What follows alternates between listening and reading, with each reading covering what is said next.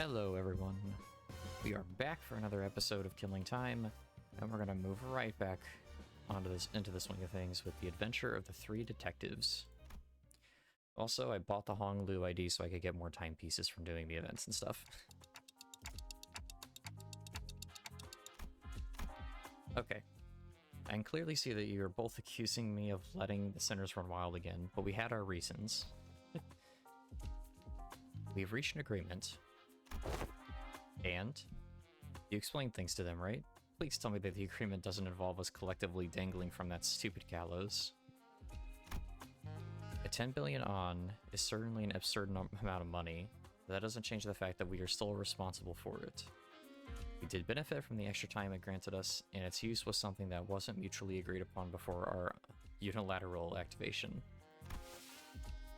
Because it was an unexpected event, no countermeasures could be put in place either. Yeah, but we didn't exactly have a lot of time to debate whether I was allowed to slow down time or not. We really had to think on our feet back then. I felt a bit miffed about being treated as though I was somehow at fault for this. If you plan to sacrifice one of us to settle the debt, I request that you evaluate our worth based on individual merit. I have prepared performance evaluation sheets for each center precisely for one such occasion.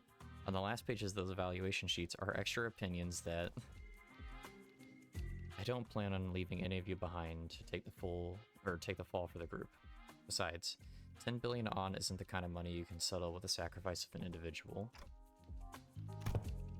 But we did eventually find a reasonable compromise while you were wasting your time horsing around in front of the gallows. And that compromise is... we have been contracted to deal with the distortion. Huh? I guess we're really starting to put our names out there if they specifically sought us out to deal with this distortion. They have sought out other fixers and companies to deal with this issue first. We were their sixth choice after the first 5 failed to produce a meaningful result. Gotcha. Well, the stories are starting to circulate via word of mouth, I will not deny that. So what kind of distortion are we dealing with this time? This is a request regarding a series of similar, unresolved cases within T-Corp's borders. Some call it the case of time killing time. Several people have already fallen victim to the perpetrator. The case of time killing time? That's a Sherlock Holmes novel. It is exactly what it says on the tin. The distortion is running wild, killing our time. Time is an asset here at T-Corp. It is not so difficult for us to track down the occasional time robberies by tracing it, but in the case of time killing time, the killer does not leave any traces. It is simply gone, completely removed, and untraceable. No such thing has ever happened here before. Thus, the significance of this case cannot be emphasized enough. That is why we must formally request that you solve this case for us. In return, we will exempt you from your time tax debt. Hooah! Thus arriveth once again my time to shine. According to a book I have perused in recent days, any and all detectives working to solve cases of urban nightmare or beyond are issued this Special Investigator badge during the course of their employment. It's a badge that may as well be a universal pass to command all kinds of aid regarding the invested detectives. Fixers! We plan to issue you those badges, yes. I'm not going to do the scream, but whoa! Much have I longed to add one such badge to my collection. Perchance thou shalt allow us to keep the badges once this case is dealt with? Nay, I demand that I be awarded at least 3 badges. One for my private collection, one for display, and one for business, so that... Shut it, lass! Right, what are we waiting for? Let's crack on, whack this distortion, and get the hell out of here. I hate dealing with money problems. I value your enthusiasm, but I would also appreciate if you could allow others to finish their sentences before cutting them off and going on a long tangent of your own. The problem is that they don't want all 13 of you running amok in an effort to solve the case. Indeed, I can't have your entire group run wild in the streets and potentially waste the precious time of our residents. Also, the Special Investigator badge isn't something that T-Corp hands out like candy. Can't give away a whole box of badges for all 13 of them. I concur. To a degree. Otis, who has continuously and consistently suggested that we cut down the number of sinners, was the first one to welcome this offer. We should have done something like this a long time ago. What use is there in hauling around these dead weights? We will leave the useless pawns behind to wait in the bus while we, the elite team of high-performing individuals, take care of business. Damn, Otis. Ice cold. You seem rather confident that you'd be part of that elite team of high-performing individuals, Otis. It's ridiculous to even suggest otherwise. Alright, alright. Enough with your nonsense. So how many of us are allowed to work on this case anyway? Virgilius trailed off, clearly unhappy about this outcome. They have decided that 4 individuals, including the manager, is an appropriate amount of people to partake in this investigation. That's not a lot. Accept it. We barely managed to get the authorization for 4 after much debate. And you have wasted your breath. A tag team of the executive manager and I will be more than enough to handily complete this mission. Right. So it all comes down to my choice, huh? 3 centers. So many eyes are upon me. Not that I've had them all look at me the same time before, but the pressure's on a completely different level when it comes to making judgment calls like these.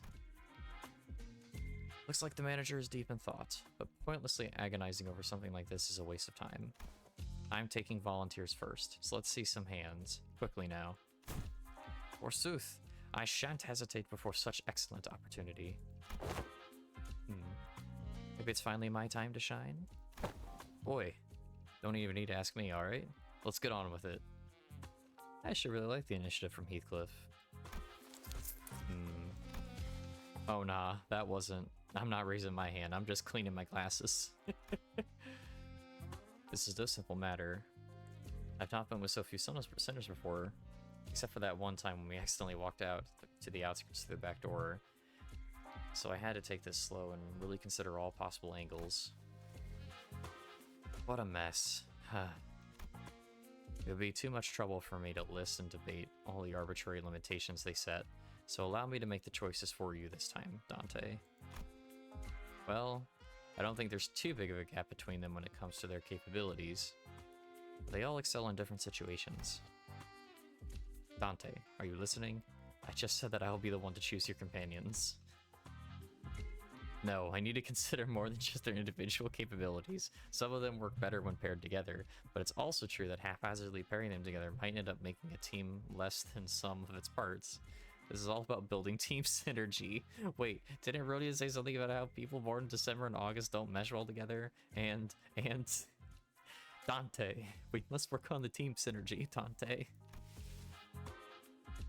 Sinners who will accompany Dante to solve the case are... I have to choose someone who can support me, calmly assess the situation, and remain free from biased judgment while making smart, rational decisions on the fly. Sinners who fit that description are... Do we even have anyone like that? Still have to choose someone, though. Damn it. I've got it. I choose Faust, Mersalt, and Yisang. Rodian, Ryoshu, and Honglu. Huh? Wait? Huh? Dante has selected me, Mersalt, and Yisang. Haven't you been listening, Dante? I have certain things to discuss with Miss Faust regarding our upcoming journey, so she will not be an option.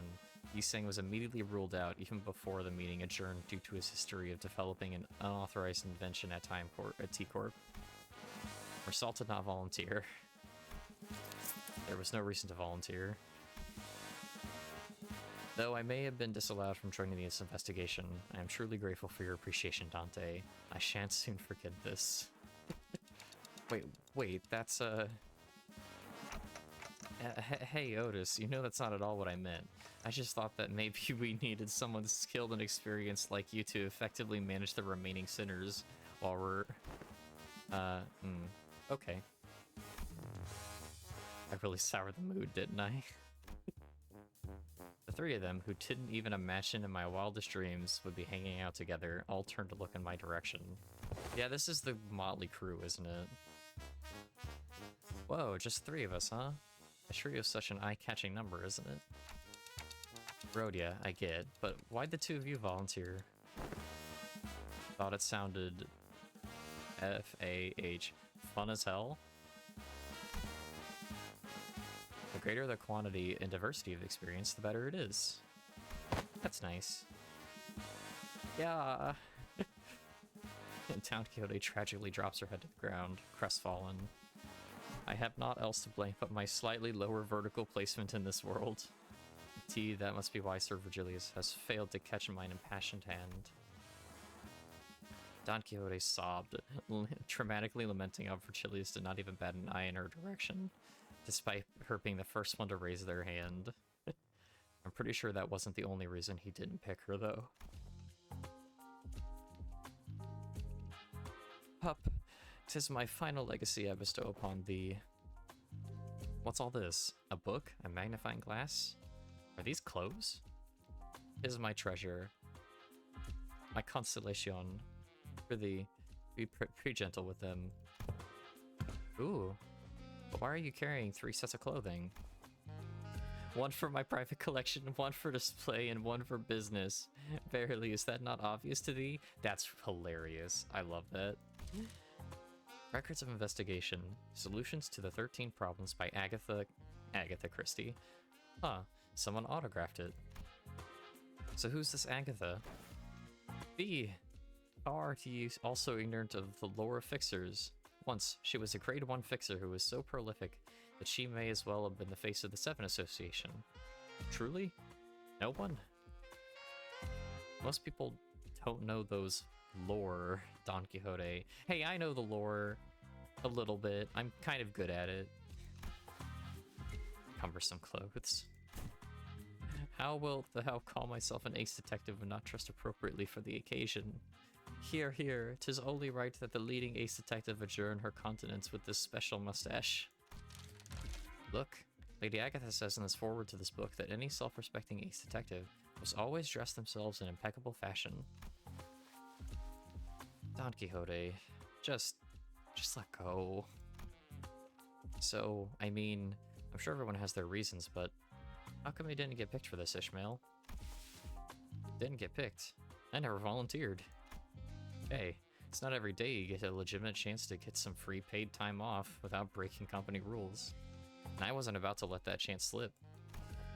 I guess I did have some last-minute regrets when I saw who Virgilius picked, but I'll relax for a bit and jump in to help out when needed. Well, good luck. While the... Call us the Elite Four. How's that? We're Pokemon trainers. While the self-proclaimed Elite Four runs around T-Corp, why don't we find a place to take the edge off and unwind? How unfortunate. T-Corp did not authorize the rest of the sinners to run about unmonitored. You must understand that we simply cannot let individuals responsible for 10 billion ons worth of time tax roam around free without proper collateral.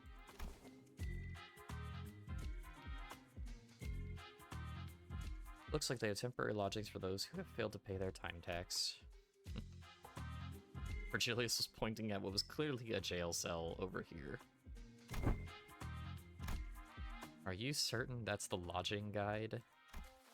I'm going to jail? Her face. Poor Ishmael. Yep, as living collateral, apparently.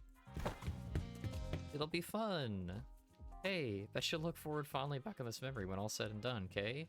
We'll be right back, so be nice and stay put. Nice. This jail cell at least has some heating. Wait, what happens if they just leave and don't come back? We'll see them again after 10 billion ons worth of time passes, I guess. What? Oh, I love it. I love it. Ryoshi actually puts on the mustache. And look at, they're so mad. Oh, this is beautiful. Look, great art. Wait, hey, wait, get back here. There's more than enough time to finish weaving on the loom. Calm down, alright? We'll be back before you even Thou shalt return triumphantly as a glorious band of ace detectives. Mark my words. We set off on our journey after receiving the aforementioned special investigator badges, leaving the chaotic screaming and hollering of the remaining sinners behind. After a while, all we could hear was the sad, intermittent clattering of metal as someone violently shook the steel bars.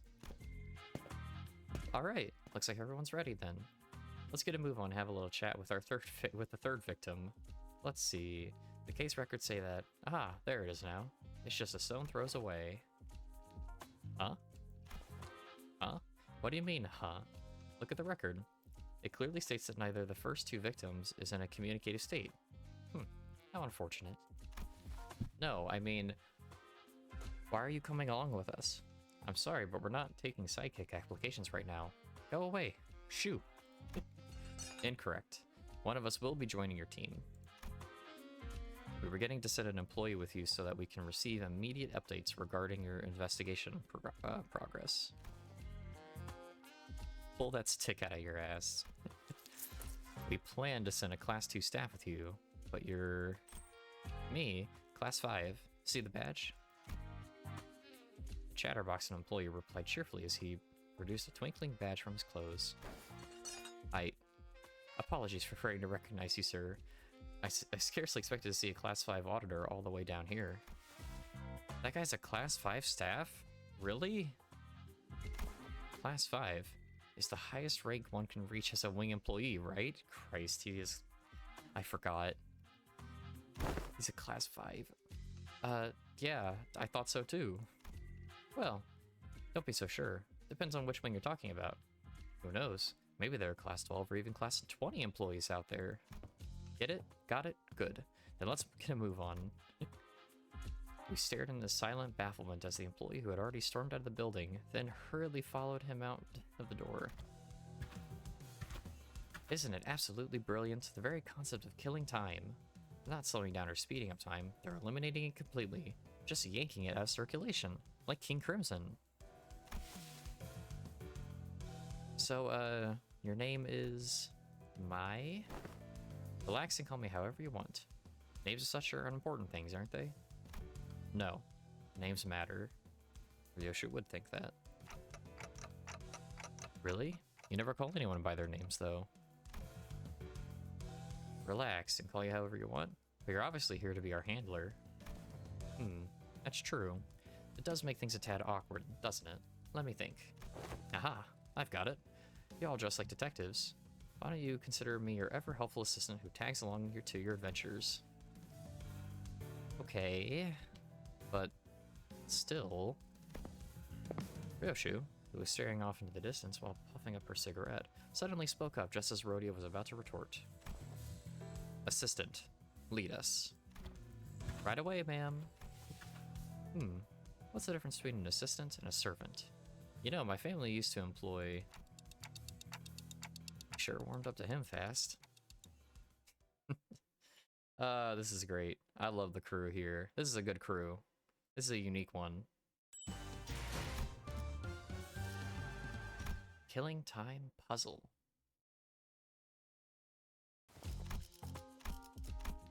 Let's see. The third victim in this case is this watch's factory. Hold up. The obvious, gaudy, and expensive suit. The meticulous, trimmed, and shaped mustache. The third victim must be the owner of this factory. Assistant, confirm my deductions. You're right on the money, detective. We're off to a great start. Woohoo. Ahem, ahem. We are detectives working on the case of time killing time. My name is... What? What? What's going on? Ryoshu, detective. He sure is a fast talker. He's talking way faster than resulted when he reviewed those chickens. He's talking so fast. It's like someone's pressed a fast forward button in him or something. I can't understand a thing coming out of his mouth. He's someone who has a lot of time.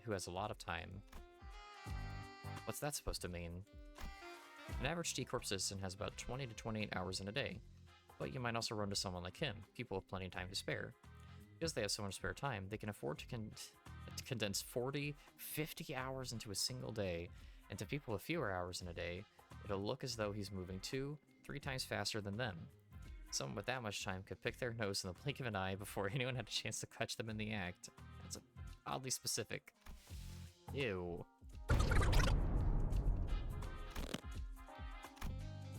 I gave Rhodey a quick look of concern. She had to do something before Ryoshu SHNC shook him. I don't know.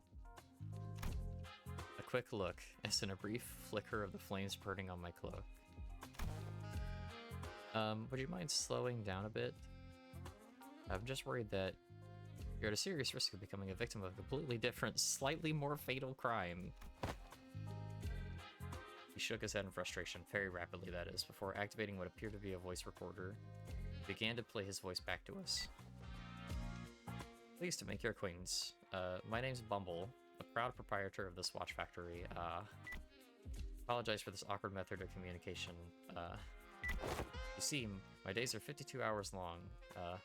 I used to live 100-hour days in my heyday, but things have taken a turn for the worse at the factory in recent years. 52 hours? To me, it looks as though you are talking very, very slowly. I must say, it's quite frustrating, but I'm willing to suffer this annoyance as long as you can solve this case. You have 52 whole hours to spend in a single day?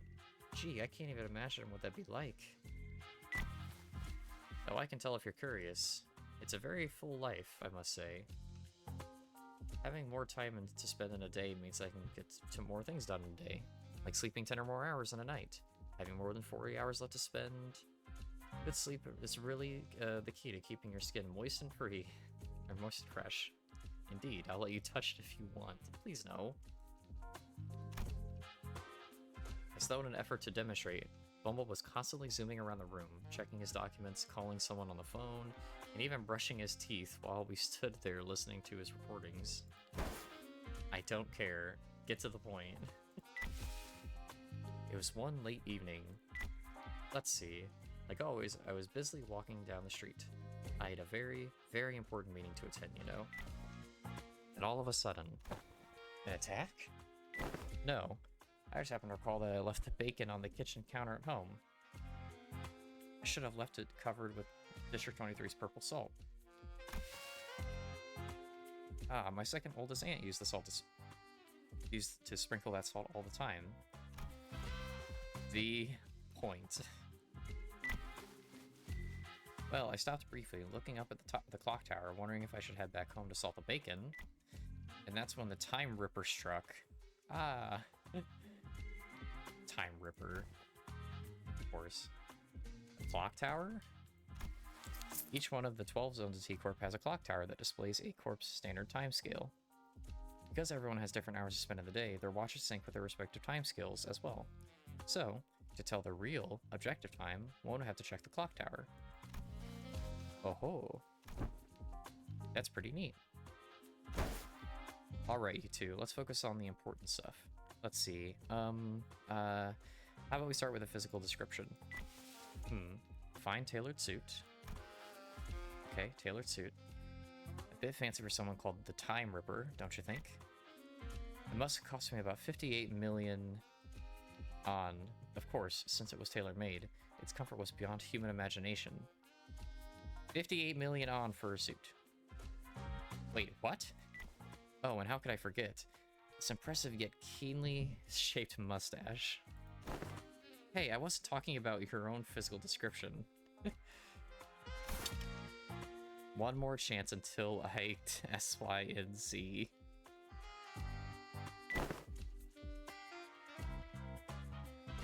Oh, you mean the murderer's appearance? Well, let me think. I don't recall anything. It just happened so fast that... How did it feel to have your own time killed? Was it painful? Did you not ask something like that with such a big grin on your face? Yeah, I could feel it. Nope, it was just 100 hours gone in the blink of an eye. I missed very important appointments thanks to that. I'll have you know. I suffered so much damages. Gah, 100 hours? So you lost a whole week in the blink of an eye? Huh? Nope. 100 hours for me is just 2 days or so. Still, you have no idea how much I lost because of those 2 days. Ripping away time, huh? An invention that enables something like that would certainly win the Inventor of the Year award. And loads of money when that comes with it. T-Corp really values and supports its inventors, you know?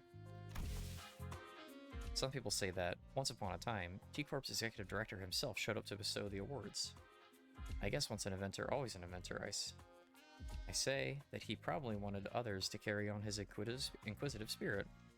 I've seen the ceremony once, and he was giving away autographs. And maybe we're looking for an inventor who received an award for that tech. Assistant? But every invention at T-Corp needs to be registered with the Technology Administration Agency, though it is not without a few exceptions. For once a time when a rogue group of inventors called the League of Nine Literatures made some inventions that they neglected to register. And wow, what a mess that was. Every single corner of T-Corp was up in arms, everyone dashing about in a panic, making arrests, holding important meetings, while It was that big of a deal? I can't imagine how hard it must have been for Yi Sang. Alright. So, is there anything like that registered in T-Corp's tech agency? Nope. First time hearing about anything like it. You could have started there, you know. What if this is a power granted by the distortion? Yes, clearly. Meanwhile, Ryoshu, who was completely interested in the conversation, stared off into the distance. She looked out the factory window and let another puff of smoke out before muttering quietly to herself. No killer, no corpses. Well, yeah, no one's actually dead. We don't know where the killer is. Who could it be, I wonder? Someone who took a liking to my very expensive suit, I say. Disagree. Your suit's shit. Aww. Love it. Besides, if I really wanted to kill you... me? Why would you... I'd have to be able to move as fast as you do. I won't be able to get a good aim at your vitals otherwise. Ryoshi strode towards him before suddenly breaking into a charging sprint. Bumble rapidly stumbled back in terror, but Ryoshi was fast enough to close the distance and press her scabbard to his neck, despite the disparity in time. Gah! Just like this. Whoa, I thought she was actually about to beat the crap out of him with that scabbard. That'd be case closed then, All we had to do is arrest Ryoshi. You scared the heck out of me. Well, I suppose that villain didn't really stab me in the vitals or whatever. But he did appear all of a sudden, just like you did. I see. So the killer just isn't running around ripping time away from people left and right. Yes, the killer was going specifically for that ass. Alright, that's beautiful. Don't even care what it stands for. The void left by Sinclair's absence was much bigger than I thought. I meant that annoying, stupid stash. Not having that kid here is frustrating. Aw, look at that. She's endeared to him. Beautiful. No way. Can you think of a single person who'd hate someone like me? I can think of more than a few. I say that it must have been the work of a bandit who wanted to try on my tailored suit. It's all about his suit. Oh, what about your employees? Lady Agatha's book says that to find the culprit, we must first look at the victim's immediate circle. I have no idea if that book Don Quixote gave us earlier is actually helping, but I suppose it's at least a very good page-turner. Hollow can't seem to be able to tear his eyes away from it. Which, I will say, quick aside, is true. Usually when a crime is perpetuated, it's by someone you know, not by someone completely random. The chances of which are much lower than the former. Blah. But yes. But like most crimes committed by people are ones that, yeah, are like by someone you know. Premeditated in a sense. Crimes that are like completely random and acts of violence are much more rare. Unless it's like, you know, mugging or something. That you know, that's a little bit of an exception, but you know what I mean. Maybe I should check it out too once we get back to the bus. Yeah, give it a good read. Sounds like a good book. Yeah, that works. Then the culprit has to be someone who hates the owner so much enough to try to take his time. Nah, that seems quite implausible, as you can see. What? The laborers at this factory, they're all working so slowly, like they're moving through molasses. Oh, most factory laborers like them live rather short 10-hour days, most of which they spend at the factory jobs anyway. That sounds like torture. What did you say? Listen up, everyone. Our output gains saw us grow only 13% compared to last month's growth. Have I not impressed upon you how important this is? We'll be falling behind the profit margin projections at this rate. Bumble hollers at them in frustration. The laborers very slowly turn their heads to look up at the factory owner. Even the simplest actions taking an excruciating long time to complete. Boss, it's impossible to work any faster than... Phew, how bothersome. Less complaining and more assembling. Use your times effectively. Chop. You have no idea how frustrating it's been for me as of late. Do you even know that the next batch of cogs have stopped all of a sudden?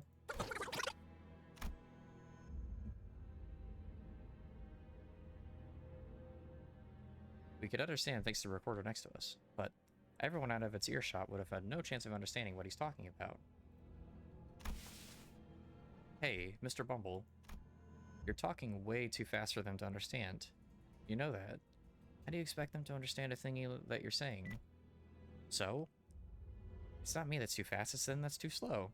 Only hustlers and busy bees like myself can make the best of the time, can rise above the rest in this chaotic, bustling city. Sorry if I'm mincing words a little bit, I've been reading for a long time. What? You know it's a load of bull. How are they supposed to hustle or make the best of their times when they're practically nailed to the floor? And with what time?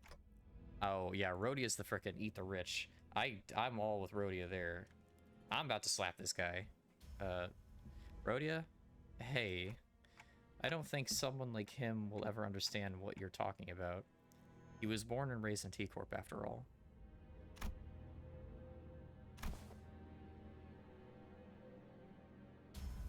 Hey, assistant, you're a classified employee, right? Aren't you supposed to be a big shot? Do you seriously think there's anything normal about this? Normal? Dear detectives, do you happen to be returning from an all-round trip across every single nest in the city all the way from Zone A to Z? Can you confidently say that you've seen all there is to see? Not really, but... Then give me an idea, then give this idea a thought, why don't you? That the notion of what is normal is just a mirage conjured by the downtrodden and the suffering? I don't like this.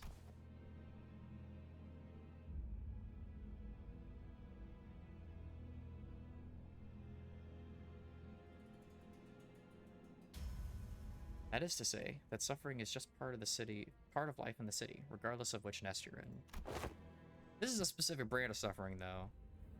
Huh. I don't see any suffering in that mug of Mr. 50-hour day right here. Such harsh words. I have my share of pain, I'll have you know. I've been waiting for someone to get finished for a while. Do you know how much pain it is to wait for something, but also have too much time in your day? It's also tedious. Yeah, we're gonna frickin' murder this frickin' guy. Bumble gently fixed his mustache before caressing his expensive coat with care. Oh man, that was a long one. Oof. Thank you for hanging with me on the sprint here. That's all the time I have for this episode. That was a lot of reading. Alright. When we pick up next, hopefully it'll be a little bit less so I don't, die and keel over. Thank you so much for watching. I'm enjoying it a lot, though. I will see you all in the next episode. Bye-bye.